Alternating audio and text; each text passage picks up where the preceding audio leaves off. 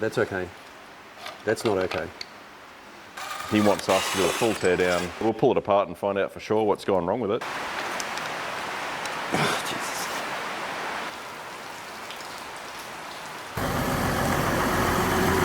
Good morning. Good morning.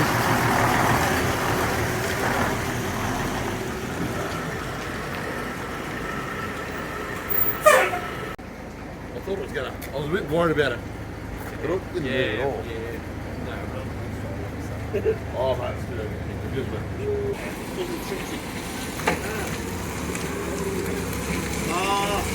That would have been back in about 89, 90. Yeah, that's when I looked at him out of the load. You pull the motor out,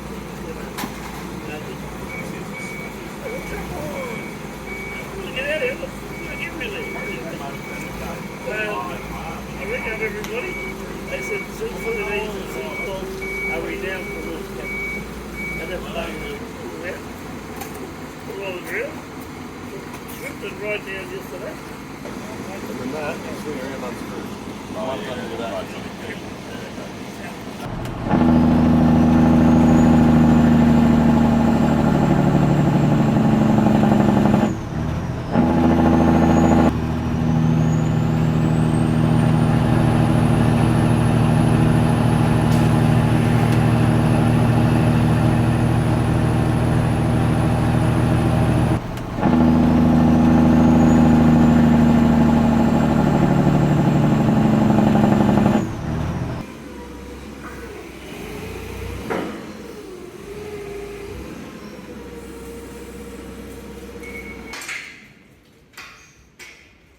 G'day guys, welcome back to another episode finally at Now We're Torquin. Today we've got a big engine. It's a diesel. I believe it's about 15 litres. And what is it, Tony? It's a Cummins ISX? Yep, Cummins ISX, it's a 15 litre, typical heavy vehicle engine. Yeah, so this is out of a mate of ours' truck. They're rated to, I think, about 550 horsepower. He was running about 850 through it. He's got some little upgraded components here to increase the fuel and boost, and we believe he's cracked a piston or done some damage on the middle here somewhere. So we're going to pull it apart today and find out and give him a hand rebuilding it. Sorry to all the guys that are waiting for another V12 episode. We are just filleting this one in for something different. So hopefully there's some Cummins fans out there or some heavy vehicle truck engine fans that might enjoy this episode. We're going to try and hook in and get as much of this apart today as possible and find out what's going wrong with it. So let's get started.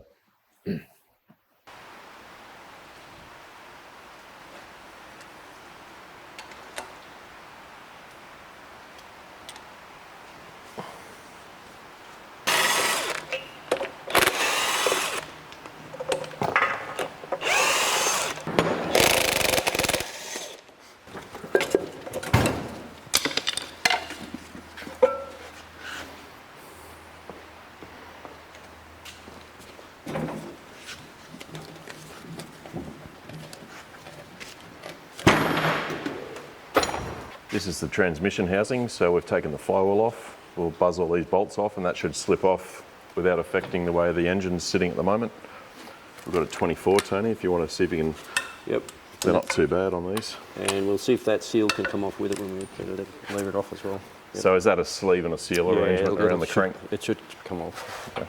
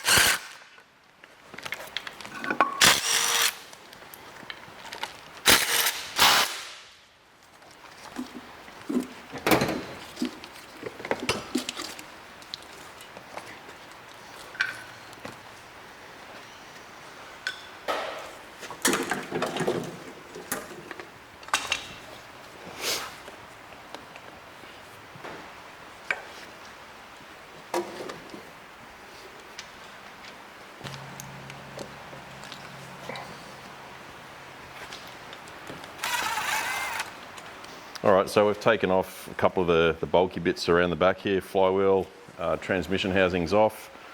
I'm just working on looks like the water pump circuit at the moment. This is probably a water or a coolant filter. We've got a bypass tap here, probably for the inboard heater circuit.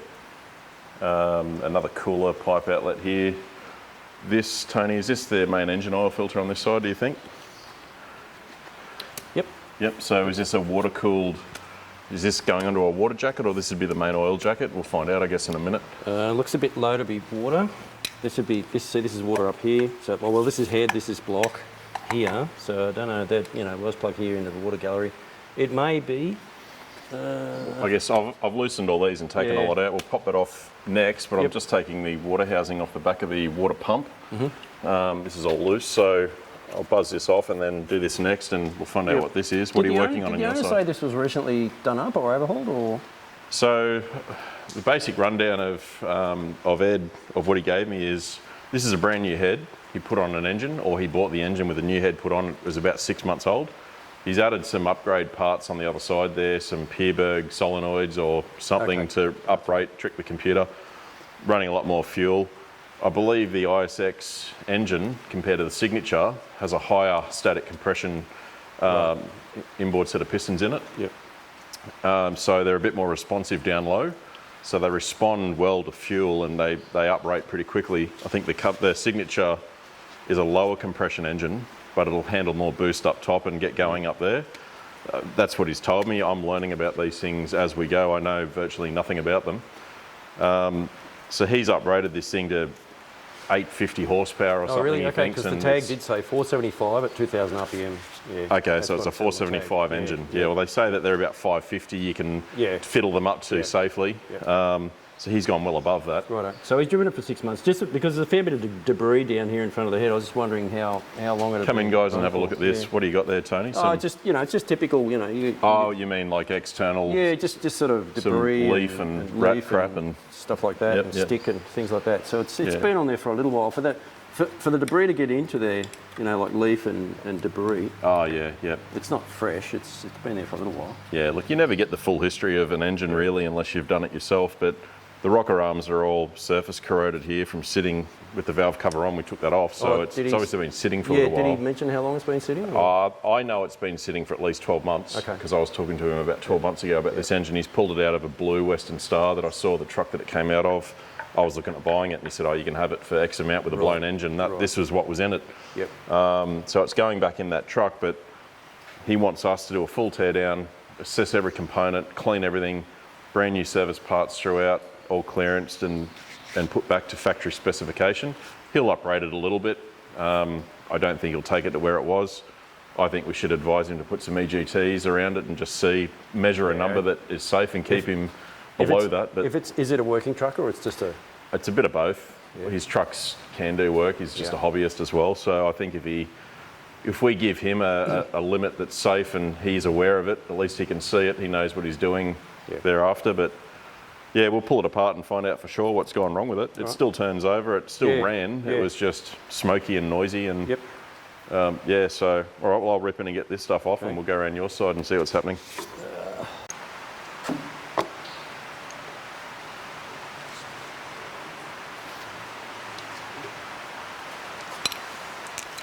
Looks really clean in the aluminium where the coolant circuit's been. That's good, yeah. So it's been good looked after. Yep. Indication of good health. We don't have corrosion or powdery buildup. So the water jacket in this engine looks to be nice and healthy so far, which is good.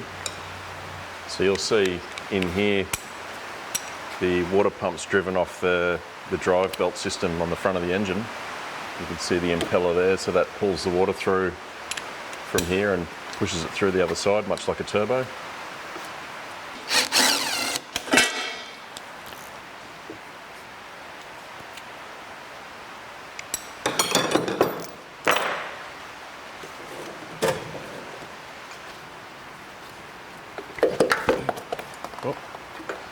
There's some oil.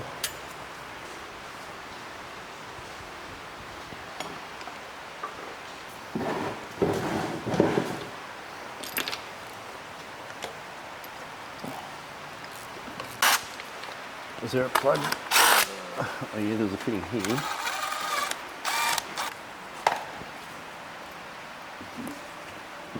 Ooh, this is interesting. So it's an oil cooler cartridge that sits in the water jacket. Yeah, right, okay. Yep. That's the, the Labyrinth type. Is there a brand on it? Cummins USA, Oh, their own product. It's got a part number, right, okay, good. number 26 and number 117. Right. So there's your engine oil coolers. Oil passes through those cores that you can see on top there, and submersed in the coolant jacket of the block. If you look down there, there's all coolant flowing through there, and that cools or rips all the temperature out of these oil coolers, keeps the oil temperature down. So what is this, Tony? What are you removing on this side? These look like fuel solenoids. Yeah. Yes. It's interesting. Get it.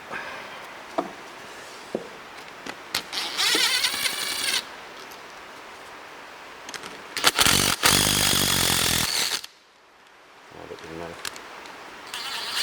Okay, that should lift up now. Yep. Down there. Yep. Right, okay. Yep.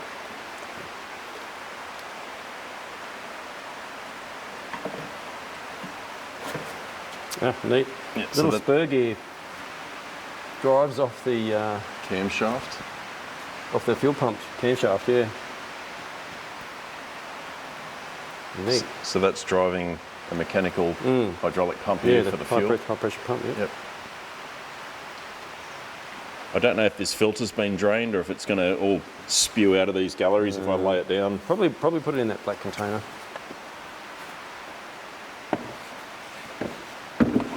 Please. It's a weighty little assembly, isn't it? Yeah.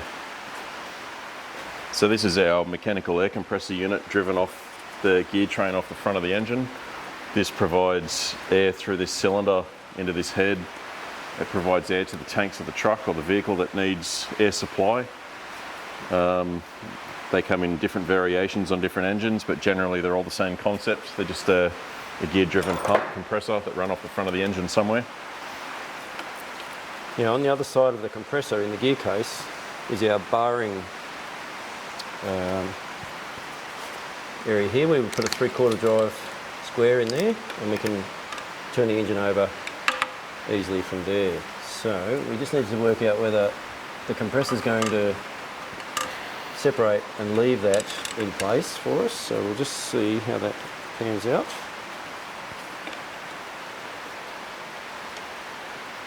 Around the back here we've got our main gasket which separates the oil gallery from the rear transmission housing. It's just an aluminium plate with a silicon embedded or a rubber embedded seal. All these will be replaced with new ones, of course, when it goes back together.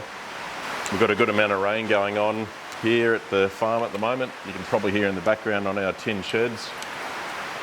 We've got high roofs, lots of iron around, no insulation, so apologise about the background noise, but we can't turn that off. So we're just going to remove the tensioner and as much of the accessory drive as we can to expose this bottom plate and get a full picture of our gear train through the front of the engine. We believe that there's some conical stubs here and some special tools possibly required to get these off. And that'll be something that we'll have to tackle shortly.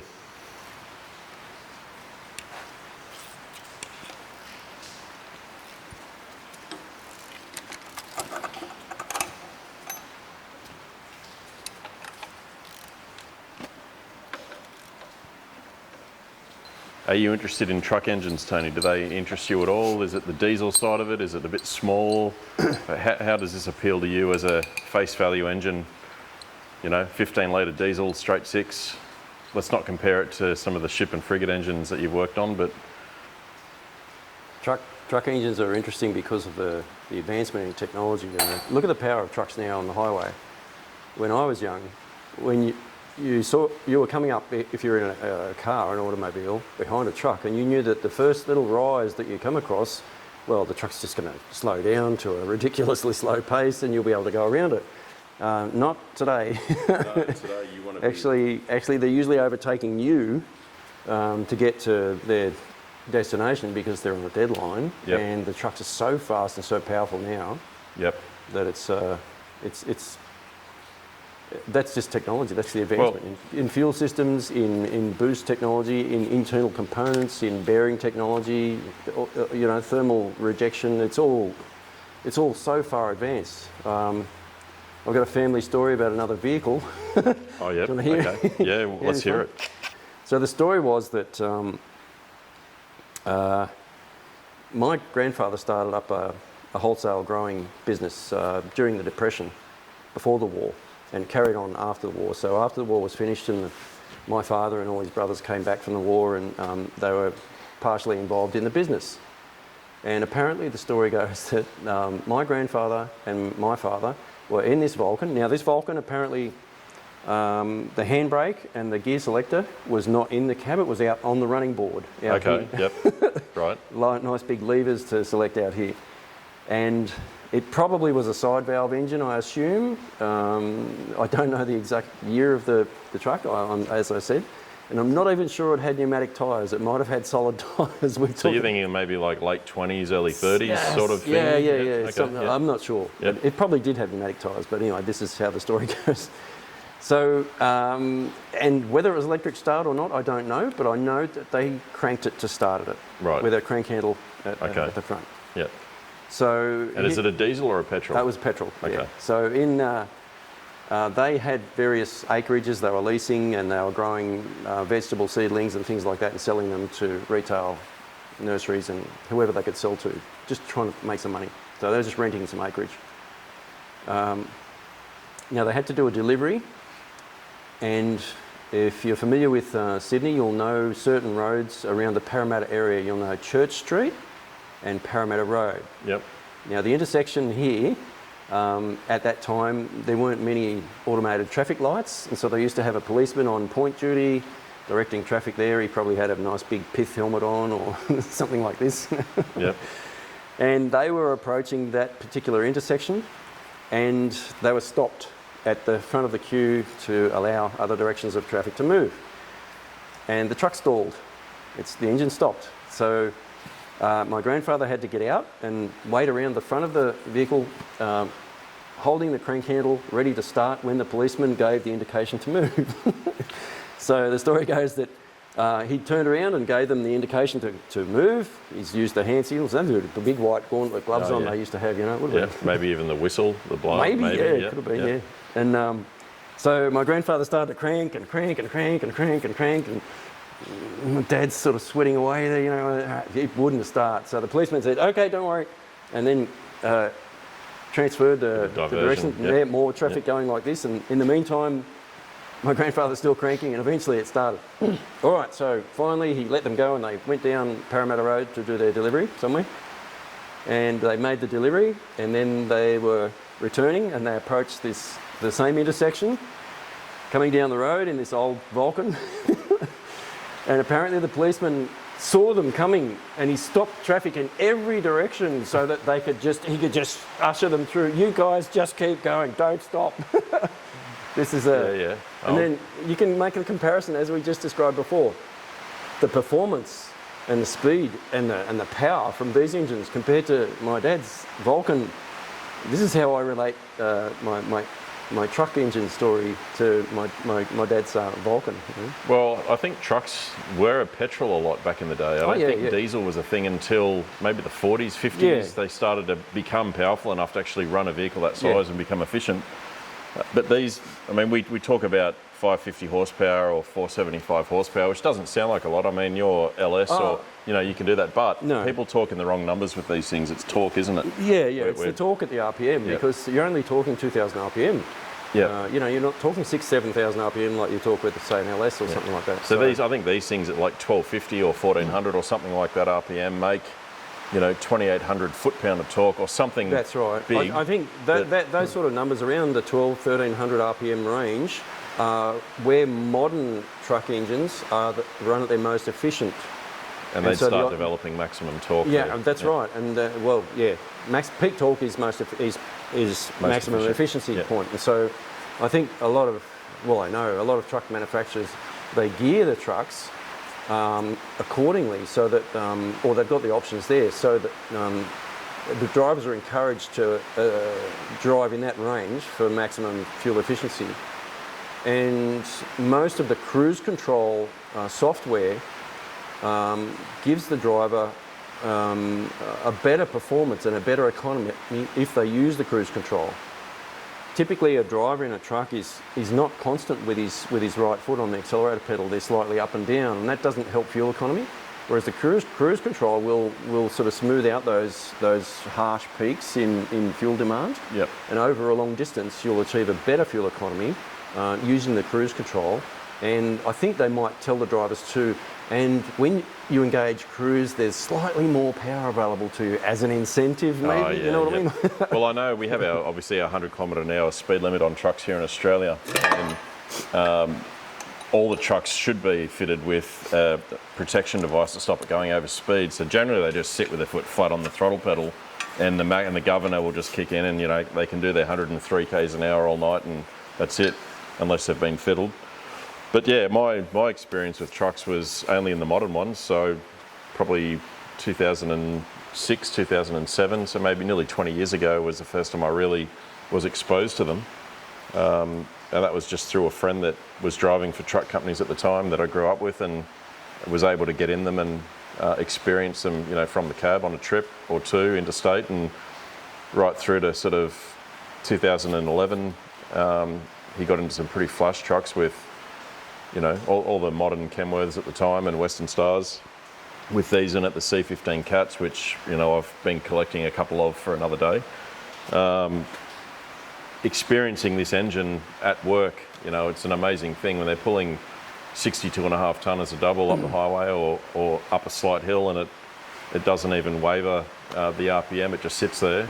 You can feel what's underneath you. It's an amazing bit of an equipment, so that's what excites me about them. The noise, the jakes, it's all fun, but they're an impressive machine. I think, well, obviously without them, the world would not be where it is today without these engines. Certainly the world has a lot to be grateful for this invention, and that's why I appreciate them so much. Well, I guess it all goes back to the namesake of the fuel that they run on, doesn't it? Dr. Rudolph Diesel. Yeah, and it's just me. I read it somewhere, and I do this whenever I write something. Whenever I write the word diesel, I use a capital D in respect for the man's name that perfected the engine. Yep. So that it would run continuously on diesel. So it wasn't a hot bulb engine or earlier versions, gas engines. Yep. It actually successfully ran on diesel. I think it's a replica or the original that sits in the Deutsches Museum in Munich. Is that the room-sized diesel? I think it's 3 horsepower. or something. That's right. Yep. It looks like a column type engine. But that was the first one to run on its own. Successfully to run continuously. Yeah. I have read a lot about that and watched some videos on it. It's very impressive to get from the couple of horsepower they were for quite some time to 50 horsepower, and then where we are today. Yeah. So and then it just went on from there, and of course because it was such a difference in the way the fuel burns and the torque that's developed in the cylinder, it lent itself immediately to an industrial application, and it was taken on early as a marine application and generators. The marine application became really interesting over the years because of the two-stroke design for larger marine propulsion units for transporting bulk goods, cargoes and things like that. And still today, some of those engines are incredibly massive and powerful, but also reasonably fuel efficient. They've had to, because marine emission laws have been put in place, as with everything else. So they can't just run and pump out, soot and high carbon as they used to. They have to run on higher grades of fuel now, so there's less pollutants there as well. So they don't run on heavy oil, with a really heavy centre stoke rating of sort of 600, 700, 800. They have to run on, especially when they're in proximity to coastal areas and in harbours. That's all changed now. But those two-stroke engines are really interesting things. So, well, we've got some of those as well, don't we? It's a marine two-stroke here. Not the same thing, but not quite the size I'm talking about. Yeah, Yeah. I'm sort of, and they're usually always inline engines, and one comes to mind, the Wärtsilä 96 series engine. I think in the inline 14-cylinder inline version. okay. I think I read that the mass of that engine is something over 2,000 tons. The weight of just the engine. Yeah. Okay. So Yeah. Oh, this we is probably won't be tearing one of those down. no, in no, here, no. But yeah, when you think about it, I think it's a 96 centimetre bore and a 2.5 metre stroke. I think since then there's been a few other changes and some other engines. The MAN BMW range is super impressive as well. So when you look at those two engines, because the Wärtsilä range comes from the Sulzer brand name from Winterthur in Switzerland.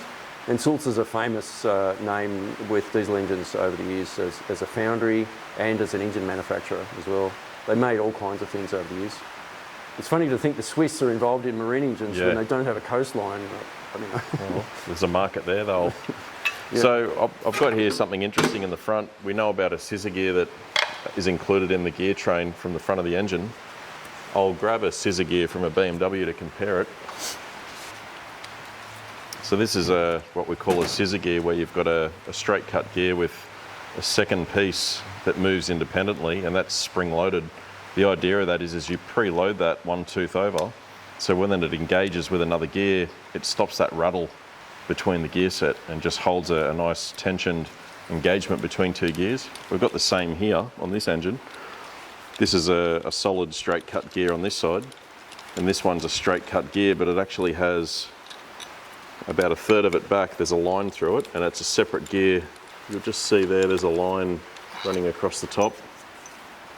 Well, that's actually controlled the tension by these 4 springs, and there's a bolt head on the top of each. So if we wind this down or back, this moves this gear on this spring tension backwards or forwards. So we can unload the tension of this gear to make it easier for removal and installation. Unlike this one, which has an internal sprung gear, and we just have to put a bolt through it to hold it in place. So we've got a bit more control of this, which is good. Have you seen this, Tony? That looks like the adjustment of those 4, so we can unload this lash gear here.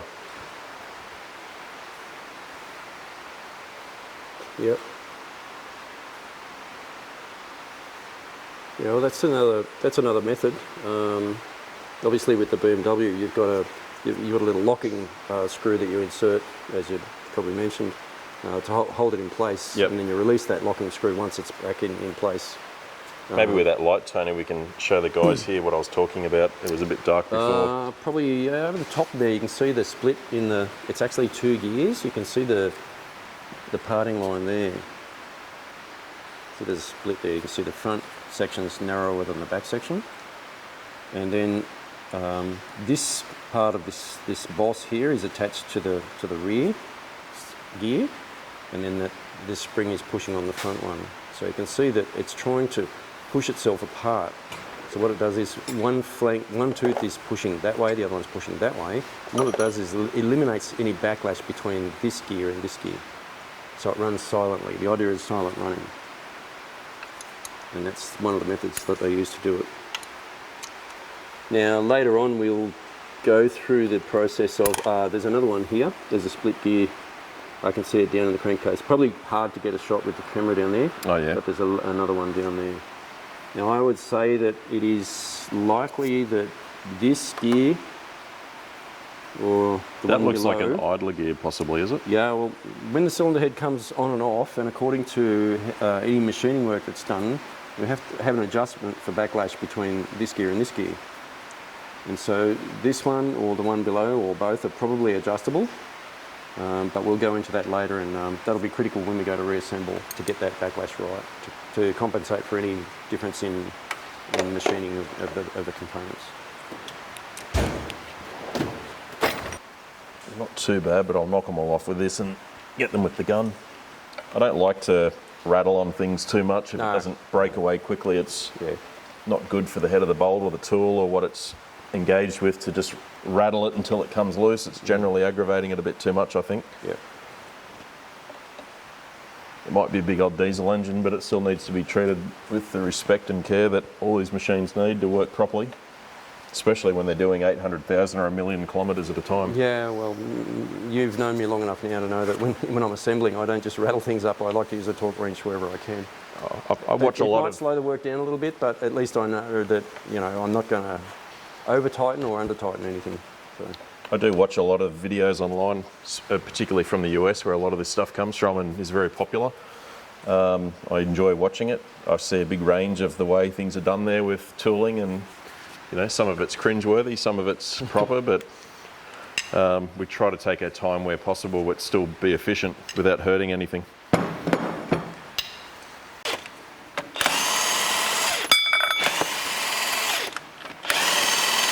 I'll get a couple So of you bars. see how there's a timing mark here on the timing cover there, that line there, and that'll line up with 3 lines around the damper that'll indicate timing positions for all valve clearance adjustment points.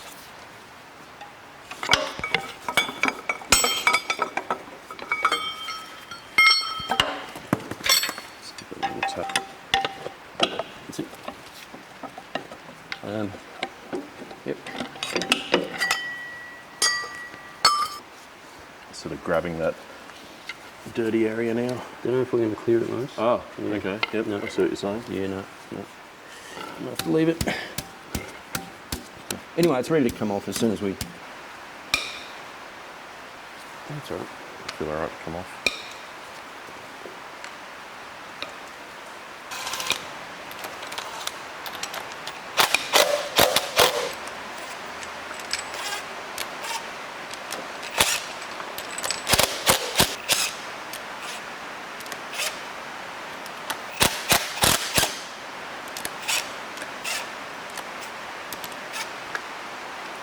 On the bench. So these journals all look good in here. Got a strange profile on the cam, it's a very sharp point. Sort of a part of this, so I'd assume that's just the profile of it. So that was the injector rocker shaft we just took off, was it? That's the rocker Yes, arm, yep. and that's so that's just a camshaft for injectors only? Yes. Yep. Yeah, okay. so they're still having the element in the unit injector, so to speak, with the plunger and the element here, and operated by the camshaft. Okay, well let's crack these and take them off.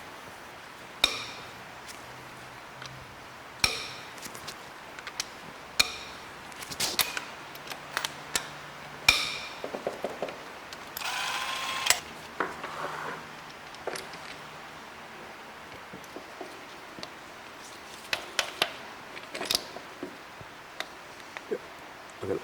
You got it? It's a very, very flat, broad surface on top of these bridges, Tony, which look promising. Yeah, they're built to last.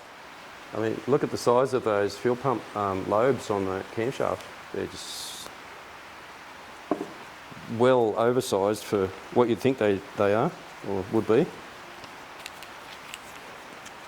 Oh, well, hang on. So I can already see the difference with this engine compared to, say, a Cat. There's an extra lobe on the valve cam to run the Jake.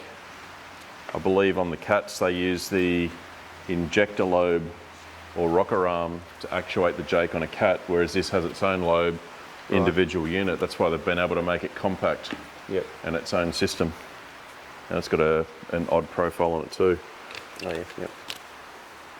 So you've got a single lobe operating 2 valves at once for your exhaust and inlet, and then a center lobe with its own profile to operate the Jake for the exhaust as well. Yep.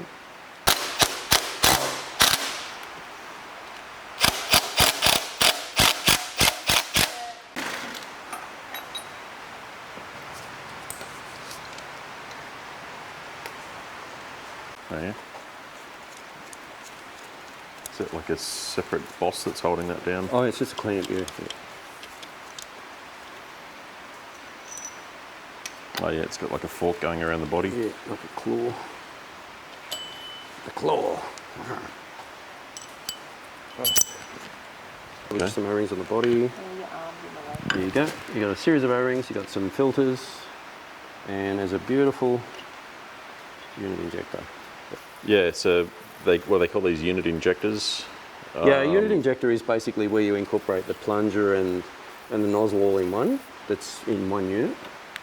And because we've got that camshaft with the rocker arm and the push rod pushing down on here, that's our plunger in the barrel, and then the nozzle end down here where it's actually releasing the fuel into the cylinder. So that's why it's referred to as a unit injector. Is this a common rail system, high pressure common rail, or no?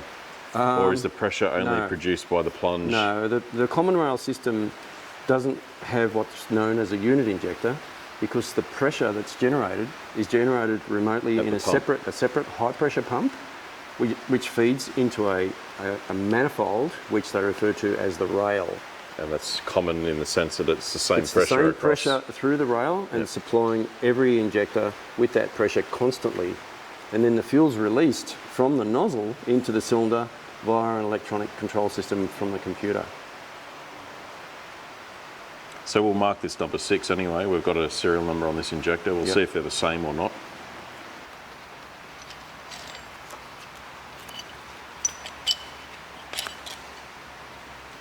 A little bit of corrosion on that retainer there, but that's okay. It's only superficial. Number 5 injector's got a lot of heavy carbon around the nozzle, which indicates That could be our cylinder. that's our oil burning through the cracked piston, I'd say. Yeah. You can see on the tip of that injector nozzle here, it's quite heavily sooted or carboned up with burnt oil compared to the other one.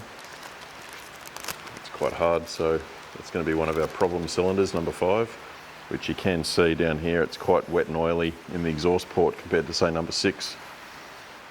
Number 4 looks okay.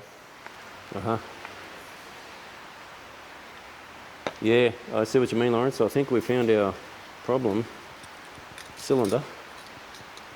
Number 4 there is sort of what you'd expect.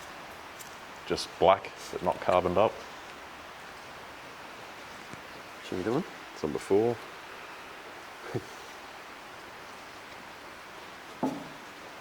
That's okay. That's not okay.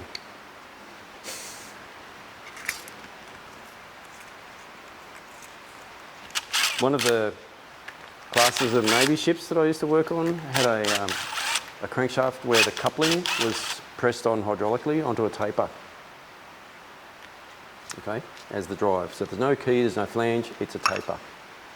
The coupling itself is a resilient coupling to absorb, torsional vibration through to the transmission. Now, service was being done on this ship, and both of the couplings needed to be removed for inspection and repair or replacement. They have wear parts inside the couplings. So I think from memory, the pressure to release the taper was 1,800 bar through a small orifice in the crankshaft, and that orifice then feeds out into a little well around in the cone in the taper, and it expands the steel with that much pressure, you can imagine. Yeah. It's a lot of pressure, and then it releases and it just slides off. So you put a retaining stud in the middle, with a flange on it so it doesn't fall completely off. When it releases, it just moves slightly against that flange. So the people that were trying to get those flanges off were trying for a week. They were on the phone to me asking me what to do. They couldn't get it to move, it wouldn't release. And I got to say, even myself, when I first started to use those hydraulic tapered couplings, it's a bit scary because the forces involved the potential energy is quite high when you're talking about those kinds of pressures. Yeah. It's a little bit scary, especially when you're pushing on the pump and you can see the pressure on the gauge, and there's so many zeros. There's a lot of force here. So as you can imagine, working with these high pressures, it's a little bit daunting. You're pumping away on this pump with this microscopic little plunger, and the pressure you're generating is very high, and the gauge is, the needle's going up, and there's lots of zeros. Anyway, nothing's happening, and that lever's getting really hard. Is this to jack the tapers apart? Yeah, it's to actually expand the hub itself through a well that's machined around on the inside of it. And there's a little drilling in the end of the shaft that goes into that well. So you have to expand the steel, and the steel's like, 50 or 80 millimetres thick. Right. So How do you expand steel that thick just hydraulically? There's so much force. It's only got to be fractional because it's, you know, it's expanded on. And then it's got to be expanded and then come back off. Yep. They were doing this for a week and they kept on calling and they got so frustrated they raised a purchase order for me to fly internationally to try and get these tapers off. I arrived at the shipyard. I had a bag with me, you know, for overnight, my luggage, and I just left. Not the kind of bag that other people might be talking about. No. I just had my baggage, which was a small bag. I was expecting to be there for at least overnight or a couple of days, maybe. And I left that at the gate in the guardhouse, I think it was.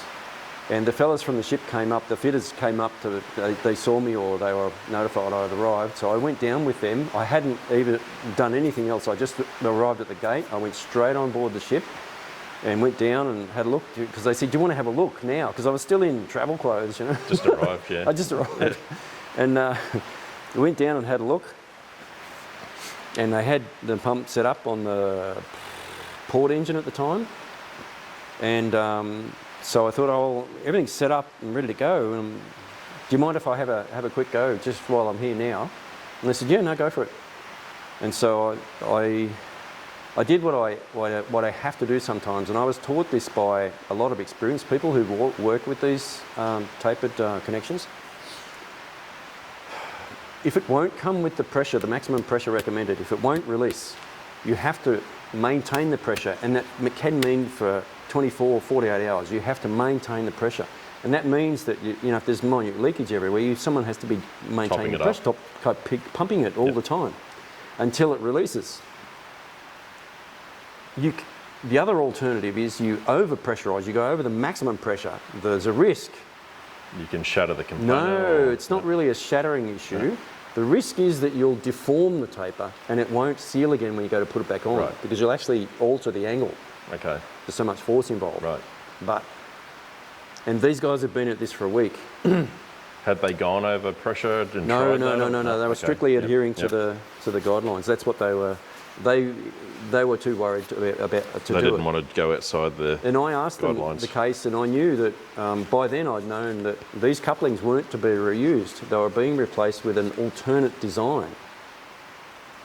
Okay, so basically the couplings were scrap anyway. So, but I didn't know that initially in the week, and it was later on through correspondence that I realised they were replacing them with an alternative coupling. So when I arrived, I did what I've been shown to do, and that is place something over the gauge like this. Yep. And pump away. Yep. Just ignore the gauge. And so I did. I kept pumping and that first one released within a couple of minutes. Yep. They were amazed. Oh my God. Oh my God. And I said, oh, does the other one have to come off too? They said, yeah, they both have to come off. So we disconnected and reconnected on the other side. Same thing. The other one came off. They just put their hands up in the air and said, we've been doing this all week, Tony, you know, like. Anyway, I said, look, I explained to them what happened. And then we had to go up then immediately up to the officer in charge of the job, of the technical department. I was waiting outside. The other fitters went inside the room. And the officer asked what I'd done and how it went. And they explained that within half an hour, both couplings were released. He then started to use language that I won't repeat right now. Like, thank you very much. Well, it was more or less that I was being berated. Because I'd succeeded, I was being berated. Do you know what I mean? So you've automatically shown that others... I'm there to help, and I've done the job, but at the same time, I make other people look bad. Yeah. You know, and this isn't the first time that's happened. Yeah. But their problem was solved, and that was it. The problem with this particular situation is that whenever this Navy spends money, it's scrutinised to the last cent in Parliament, because they can't justify spending all this money on military costs, because they don't see it to have any threat from anyone. So a lot of people in this place don't see any reason why to spend money on military machinery. And so that's why he was concerned, because it'll come up in Parliament. Why was it required to fly a technician in from this location to this location to do this job? Why couldn't we do this here, organic, internally like this? So, but I'm sure they had a way of explaining it that Politically, would have been okay. And then the first flight back I was on, sort of thing, I was away again. So. Oh, well, there you go. Yeah. I backed these off from our scissor gear, right? But you can see inside, that screw just goes through and just is hanging in the air if you look in the spring. Oh, yeah, okay. It doesn't attach to anything. It doesn't So do... what's it doing? I think it's just turning... it's preventing the spring from popping out. Well, when you turn it though, does it release or change the tension? No, it just unscrews out. It doesn't do anything. Right, okay. We need to do a bit more, understand a bit more about that. Okay. Oh, So well. I just nipped them back up.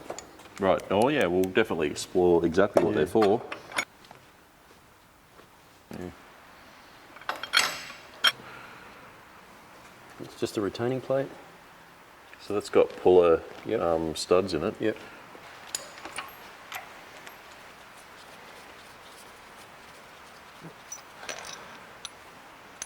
Same.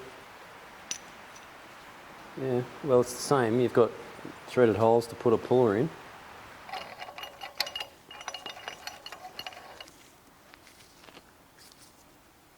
Whoop, off it comes. Hang on. What did that come off exactly? Oh, the cam moved backwards. Oh, Yeah. okay. As a reaction. Yeah. There you Yep, there it is. go. And Oh, that's- there's the that's cone. That's the cone. That's the taper. So the special tool worked. Oh, nice. Beautiful. We have a nice special tool for puller. removing Nice, oh. a taper finish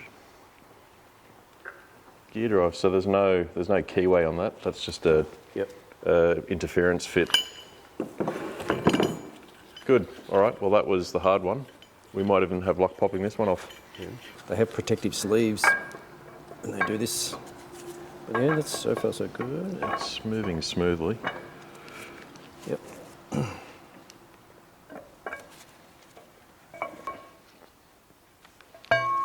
You got it. It's got a little bit of weight to it. Yeah, lucky. The other one's going to be heavier, I think.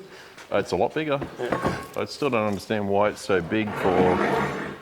It's fatigue. It's the lobe. They spread the load on the broader area on the lobe there. Just the shaft diameter, that's so Yeah. much bigger on the journals. Like, Yeah, well, that's the thing with with valve trains. That's why GM, when they released the either Gen 3 LS V8, the biggest improvement was with the valve train, with the bigger diameter camshaft. do you think also it's got to do with the gear train coming off the front of that, passing through this cam needs to just Yeah, be... that's right. It, Yeah. it all makes for a more consistent, rigid. And if you want accurate, injection, then you need you can't afford, Very you can't solid afford to have any sort of flex. phasing Yeah, yeah, variation. yeah. Yeah. Okay.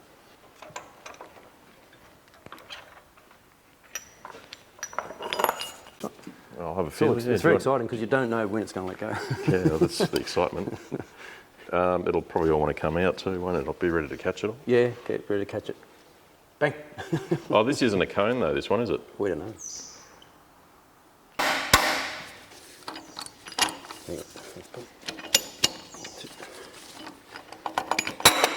That's that lock he was talking about. That. Which one? That was the. That's the. Oh. Yeah, that's the. Somehow.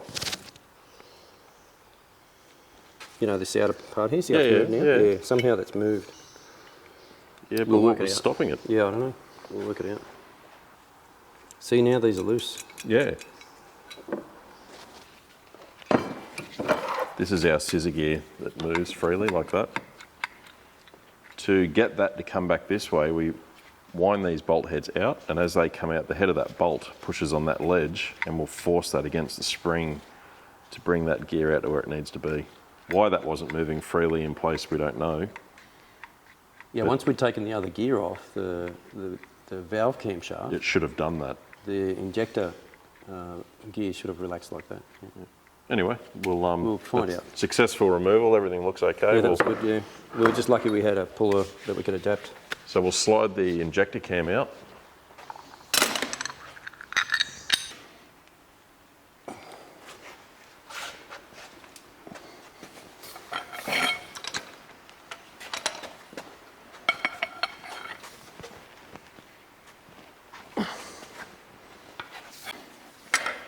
So this is head bolt number 26, should be the last one. And then we can sling up to these and lift it off, see what the damage is.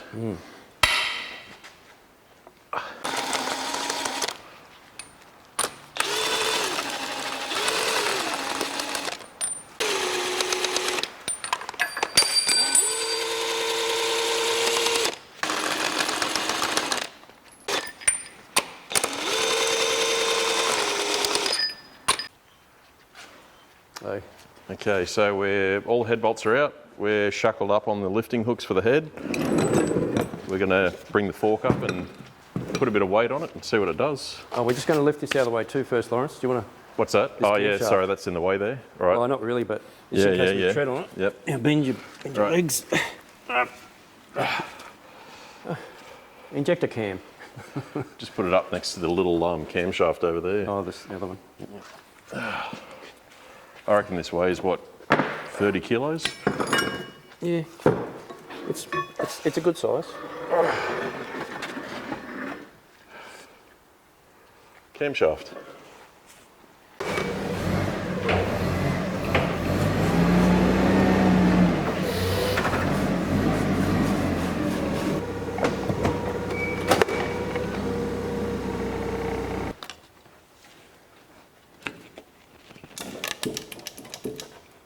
Ugh. Goop.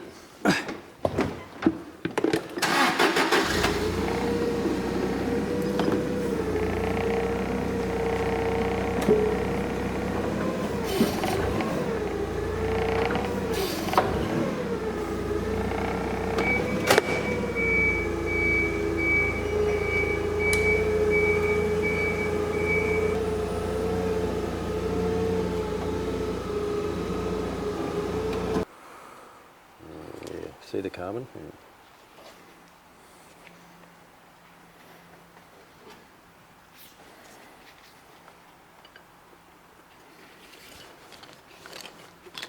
We've got some drag marks in the liner. It's obviously some material that's dragged through here. You want to bring it down? Oh yeah, it's picked up. Now this over there. So that scuffing there, that vertical scuffing, that's heavy pickup on from the skirt on the board there, and there's some on the other side as well. You see it over there, that vertical scuffing there. So yeah, this is our problem here, and you can see the excess carbon on the crown. It mightn't be able to show it on the camera that much, but compared to the adjacent one here, you know, there is a light coating on it, of course. It's a crust on that. Yeah, isn't it's it? like a heavy sort of a crust on the crown itself. So this is our problem. What was the symptom you described? Well, it was blowing smoke. I think it was making a bit of a noise. I would say that, you know, maybe cracked ringland or something we're suspecting, possibly. I don't know what the actual damage of the piston will be yet, but we will have to get to that at another time. Yeah. Oh, at least we got the head off. But it's not major. We're not dealing with a completely destroyed. So the block should be okay. That liner will come out. A piston will go in. Well, that's right. If this was an in-frame, you'd just pull that kit, this kit out, and just replace that kit. As long as there's no bottom end damage. Yeah. Yep. Oh well, we'll do a bit of a clean up here, guys, and I think we'll call that an episode. Yeah. Tony, that was pretty good. Oh yeah, I think we got further than we thought because we didn't have a few special tools. Oh well, that was going to be always the hold up, but we managed to find a few things around the shop here and pop those off without any drama and expose the problem at least. So we're looking good. We've got a full rebuild kit for this that the customer's organised already. He's going to supply that, but we'll do a full tear down and get this washed up and check everything properly and get all these other parts cleaned up, and we'll get the head off to our specialist to get that checked, and we'll probably measure everything else here and wash it up. And all right, well thanks guys. There's another episode. Hopefully you guys can enjoy and watch and share the same enthusiasm for big diesel engines that we have, and we'll try and get another episode out of either this one or the Meteor soon. We always say that, but time gets away and we've got a shop to run, so we forced ourselves in here today and made a deadline for this one, so it'll happen. And it's unfortunate. We'd like to spend more time doing our interests, but having too much work's better than having not enough, I guess. So. Yeah, we're treating this as a job as well. This is a that's paid job, and it's for a friend of ours, so we're just exploring the process as well. And after we do this, we may offer Cummins ISX and signature rebuilds in-house. We'll see. We've certainly got all our own cats to do yet, and our Detroits and some other things, but this is more an enthusiast based exercise, I guess. We enjoy it, and we want you guys to enjoy it as well. And hopefully we've onboarded a few, truck drivers and other diesel enthusiasts with this one. And Well, the thing is, you're probably going to see this one running earlier than just about everything else, I'd say. well, this has to. This is going into a Western Star Constellation down the road here. We'll probably end up getting that truck in on an episode as a visit once it's in and running, and we'll even get in the cab and go for a drive and see what she sounds like when it's done. But we won't jump the gun. We'll get this thing stripped down. Maybe next weekend we'll finish it off. We'll see. All right, thanks guys. Enjoy the rest of your weekend, and we'll see you all soon.